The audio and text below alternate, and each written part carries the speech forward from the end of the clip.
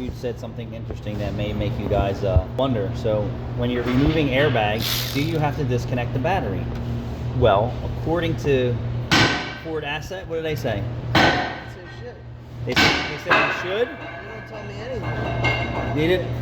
I've never once talked about. Never talked about airbags and the different generations of safety systems and all that shit? Oh my god. So Your asset's really doing fucking well. It's not like I'm learning more. That's crazy. So when airbags started coming out, and I think it was in the 80s, late 80s to 90s, they told us to disconnect the battery and then use a ground strap. So ground yourself, right? Yeah. So that there's no static discharge. So you know what kind of static discharge it would take to fire an airbag? No, not really, and I don't want to find it out. It takes quite a static charge to do that, and it would have to be precisionally on the terminals. So can you do it with a static charge? It's got to be quite a static charge to do that, but that's what they said. Do I ever disconnect the battery and ground myself? No.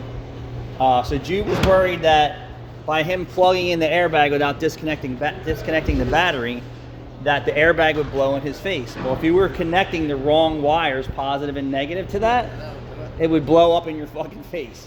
Well, that was pretty it.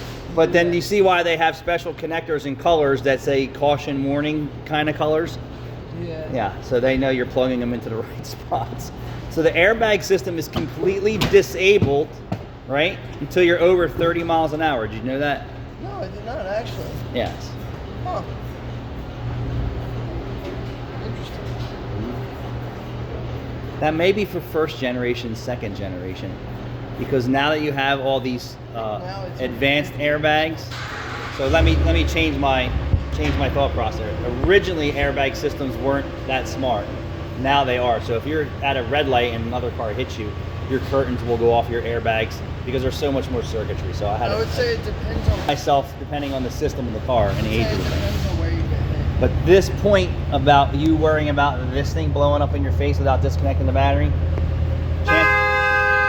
chances on that ever happening, slim to none. But you should always exercise caution with explosive devices. Unless you're trying to get it. So how the airbag system works is that it has impact sensors in various areas to know where the vehicle is getting hit, and then the information that's transmitted so fast. I mean, think about it. It's faster than light. Yeah. That tells that airbag to deploy. Yeah. I know that. But then the igniter, okay, is what sends the signal to the bag to blow. So this system is not technically ignited while you're doing that. So I wouldn't be overly concerned about it. I wasn't overly concerned about it. I didn't want What are you doing, retard? I'm waiting for this dingus to get off his phone so I can tell him what the heck is needed. RJ, keep bouncing on the car. I'm gonna stab you. So I'll take back what I said about airbag systems being armed at a stop. They are armed.